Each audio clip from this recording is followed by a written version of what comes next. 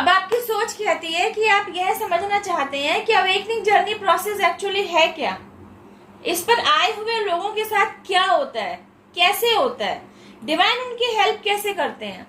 You want to know everything. आज हम जानते हैं who the real you are.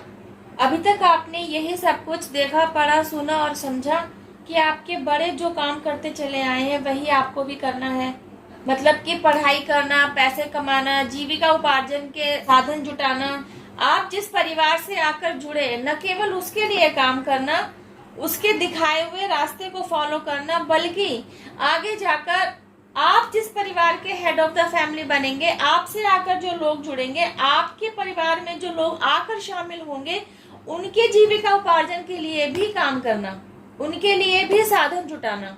यही सब कुछ तो सब लोग करते चले आए हैं और आपको भी यही सब कुछ तो करते हुए जाना है। तो फिर इसमें अलग क्या है? इसमें अलग है आपकी सोच, इसमें अलग है आपकी समझ, आपके द्वारा किए गए काम और आपके ही द्वारा किए गए कामों से मिलने वाले फल। अभी तक आपसे जुड़े लोग, जैसे कि आपका भाई, आपके पापा, आपके चाचा, आपके दादा, आपके नाना, जो भी आपसे जुड़े रहे, उनके द्वारा जो बातें आपको समझाई गई, आप उसी समझ के तहत चलते चले गए, उसी को आपने अपनी सोच बना लिया, इसी सोच के साथ आप चलते चले जा रहे थे। लेकिन आज आपकी सोच कुछ और समझना चाहती है। आज आपकी सोच कहती है अवेकनिंग क्या है, हम किस जर्नी पर आए हुए हैं, हीलिंग क्या है, हमारे एंसेस्टर्स को हीलिंग हम क्यों भेजते हैं, और हमारी लाइफ जर्नी पर एंसेस्टर्स का क्या रोल रहता है, हमें एंसेस्टर्स ब्लेसिंग्स की क्यों जरूरत पड़ती है। Everything is fine with me. जब मेरी लाइफ में सब कुछ ठीक ठाक चल ही रहा है, why should I heal myself, मुझे हीलिंग की जरूरत क्यों है। और जब मेरे साथ सब कुछ सही चल रहा है तो मैं इस रास्ते पर क्यों जाऊं कि मेरे एंसेस्टर्स को हीलिंग की जरूरत है। तो चलिए समझते हैं अवेकनिंग जर्नी क्या है, जिस काम का आपके द्वारा आपकी ही आगे आने वाली जर्नी पर किया जाना तय है। मतलब आपने उस काम को करना ही करना है, और आपके पेरेंट्स देख रहे होते हैं कि आप उस काम को करने में सक्षम नहीं हैं, आप उस काम को अभी भी सही तरीके से नहीं कर पा रहे हैं। तो आपके पेरेंट्स क्या करते हैं, आपको बार बार समझाते हैं, कभी प्यार से, कभी डांट के, कभी थप्पड़ लगाकर, लेकिन आपको वो इस काबिल बना देते हैं कि आप उस काम को करने में सक्षम बन जाए, बिकॉज दे नो कि यह वही काम है जो आपकी आगे आने वाली लाइफ में आपके लिए यूजफुल साबित होना है।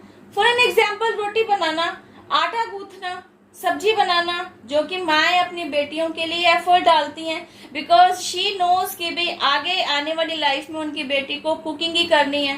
तो वो फ्रॉम द डे वन अपनी बेटी को इस तरीके से तैयार कर रही होती हैं कि उसकी बेटी की आगे आने वाली लाइफ में वह ये सारे काम बखूबी कर पाए। Similarly, because you are unawakened, आप जिस बात से बेखबर हैं कि actually you are on soul journey, divine knows everything about you, कि आप एक सोल जर्नी पर आए हुए हैं। आज जो आप जीवन जी रहे हैं वह तो आपकी ही सोल जर्नी का एक पड़ाव है। आज आप यहाँ तक पहुंचे हैं, आज आप जो मनुष्य जीवन जी रहे हैं, यहाँ तक पहुंचने से पहले आप ऑलरेडी न जाने कितने जन्म जी चुके हैं, न जाने आप कितनी बार राजा बन चुके हैं, न जाने आप कितनी बार रंक बनकर जी चुके हैं, न जाने आप कितनी बार सोल्जर बन चुके हैं, न जाने आपने कितनी बार ऐसा जीवन जिया है कि आपको पैसा कमाने की प्रॉब्लम ही नहीं थी, और न जाने आपने कितनी बार ऐसा जीवन जिया जहां आप पूरी जिंदगी भर पैसा कमाने का स्ट्रगल ही झेलते गए। आपके हर बर्थ साइकिल पे आप कर ही क्या रहे हैं, आपके द्वारा कोई ना कोई कर्म किया जा रहा है, आप उसका फल भरते चले जा रहे हैं। आपके द्वारा किए गए किसी कर्म का फल भरना बाकी रह जाता है, वह नेक्स्ट बर्थ में कैरी फॉरवर्ड हो जाता है। तो लेकिन इससे आपको क्या सीखने को मिल रहा है?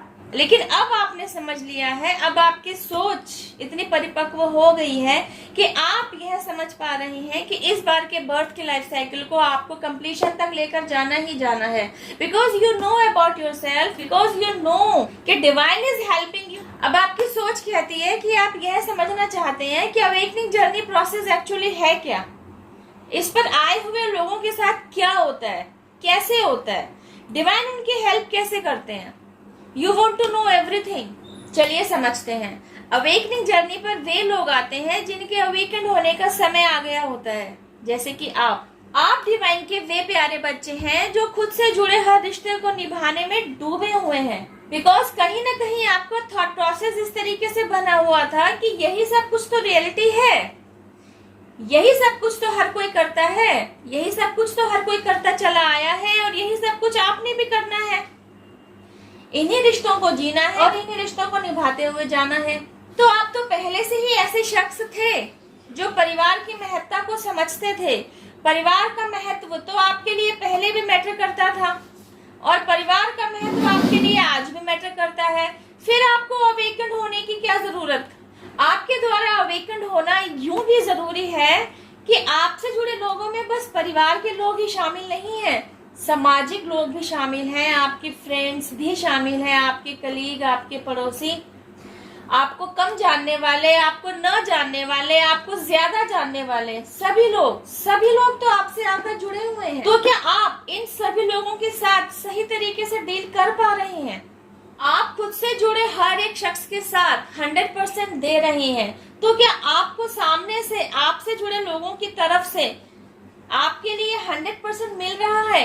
कहीं उसमें चालाकी तो नहीं आ रही, कहीं आपकी तरफ धोखा तो नहीं आ रहा, कहीं आपकी तरफ षड्यंत्र तो नहीं आ रहा, कहीं कोई ऐसा इंसान तो नहीं है जो आपसे जुड़ा तो हुआ है लेकिन आपकी पीठ में खंजर घोंप रहा है। कहाँ आपको अनकंडीशनल लव से डील करना है, कहाँ आपको खुद के लिए स्टैंड लेना है, कहाँ आपको अपने चारों तरफ बाउंड्री क्रिएट कर देनी है, कहाँ आपको टिट फॉर टैट करना है, कहाँ आपको सामने वाले को आईना दिखाना है, कहाँ आपको लेट गो कर देना है, कहाँ आपको चाहिए कि आप सामने वाले को इग्नोर कर दें, उसकी बातों को तवज्जो ना दें, उसको इम्पोर्टेंस ना दें।